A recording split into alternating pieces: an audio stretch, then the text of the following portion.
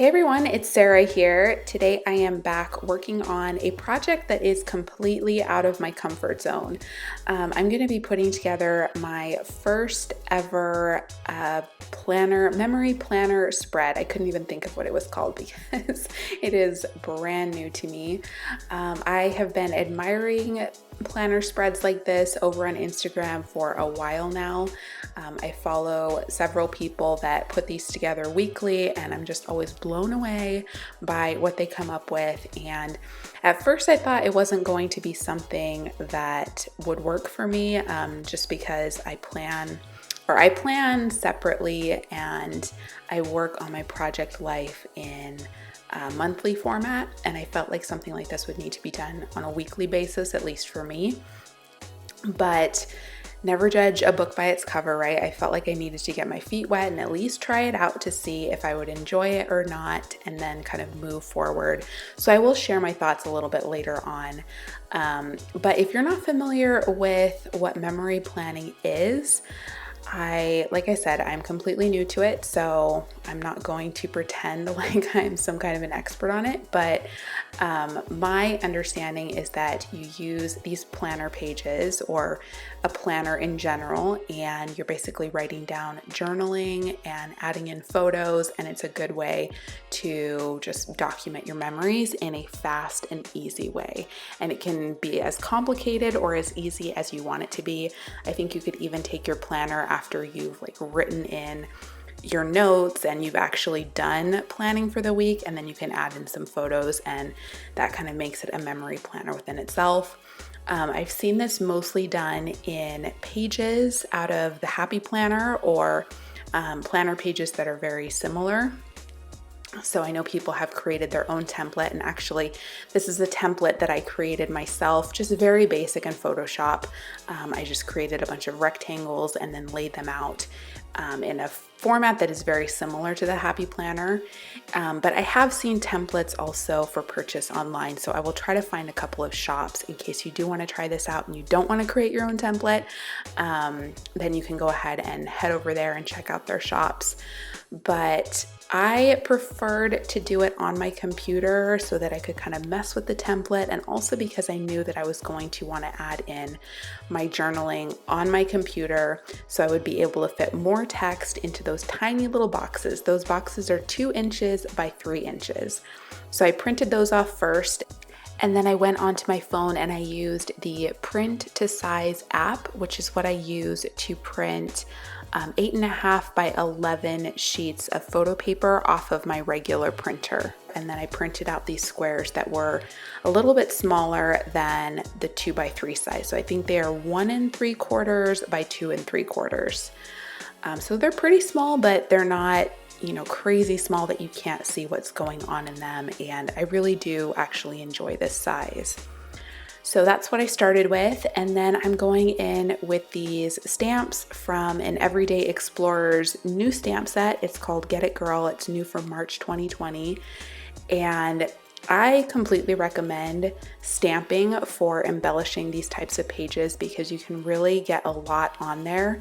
You could also go with stickers if you're not, a huge stamper, but I would think that it would be a little bit difficult to fit other kinds of embellishments on here, just because, at least for me, I had so much journaling and quite a few photos that I just didn't have a lot of space afterwards, so it didn't feel like a lot of room to get creative.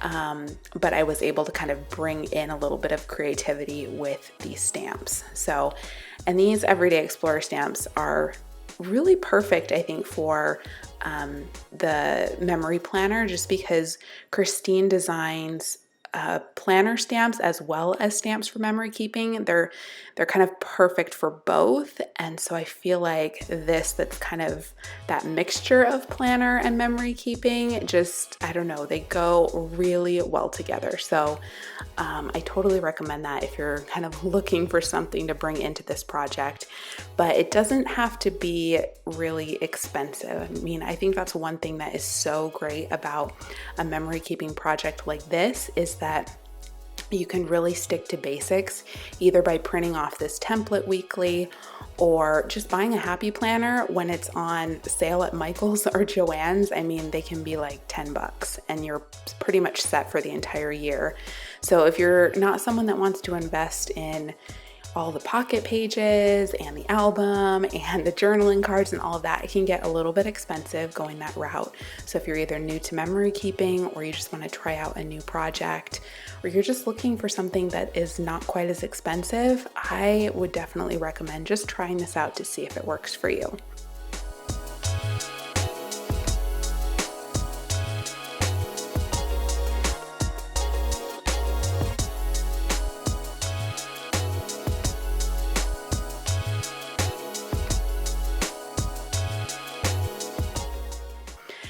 So like I said, I kind of started on one side of the spectrum thinking it wasn't going to be for me. And then as I started putting together this template, I kind of started convincing myself that this was going to replace pocket pages and I was going to get all into it and this is what I was going to do.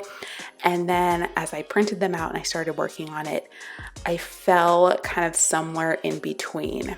So these are not going to replace my pocket pages. Like I said, I work in a monthly format and that works really well for me and my schedule. But I think it would be fun to put these pages together maybe like once a month if I can kind of manage that, and to just see our week just kind of at a glance, because that's kind of hard to see from the way that I work in my project life. So I am not an all or nothing kind of person, so I am totally okay with putting these spreads together every once in a while. I will probably put them into the 8.5 by 11 page protectors, and then I'll go ahead and just insert them straight into my project life album so they don't get lost. And then, I don't know, we'll see how it goes.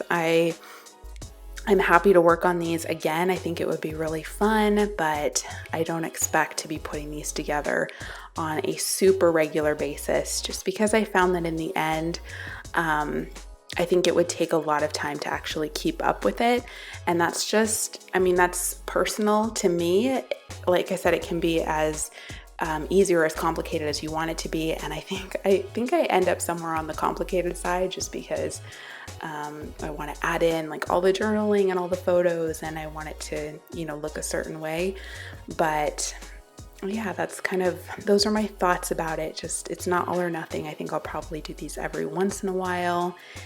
And that's it. I hope that you enjoyed seeing me kind of struggle with this page a little bit. And if you got nothing else out of this video, I hope that it at least inspired you to try something outside of your comfort zone, whether it's memory planner pages or some other project that you've thought about trying, but you're not sure if it's quite right for you. Definitely try getting your feet wet and just mixing it up. It's always fun just to try new things, because I have tried things that I'm just certain that I'm not going to like, and then I end up loving it. That is true for Traveler's Notebook pages, believe it or not. There was a point in time where I didn't think that that was going to work for me, and that it was just not going to be enough space and all of that. And now I love working in my Traveler's Notebook. So don't be afraid to try, and we all learn from practicing. And I just feel like it's all part of that creative process, right? So I feel like this video was super rambly, but I hope that you got something out of it. If you did enjoy this video, please give it a thumbs up, and let me know in the comments down below if you are doing memory planning this year, or if you've been thinking about doing it. I would love to know. And hit that red subscribe button if you want to make sure that you don't miss out on any future videos. But that's going to do it for today. Thank you so much for stopping by my channel to check out this video, and I will see you next week with a brand new video. Bye.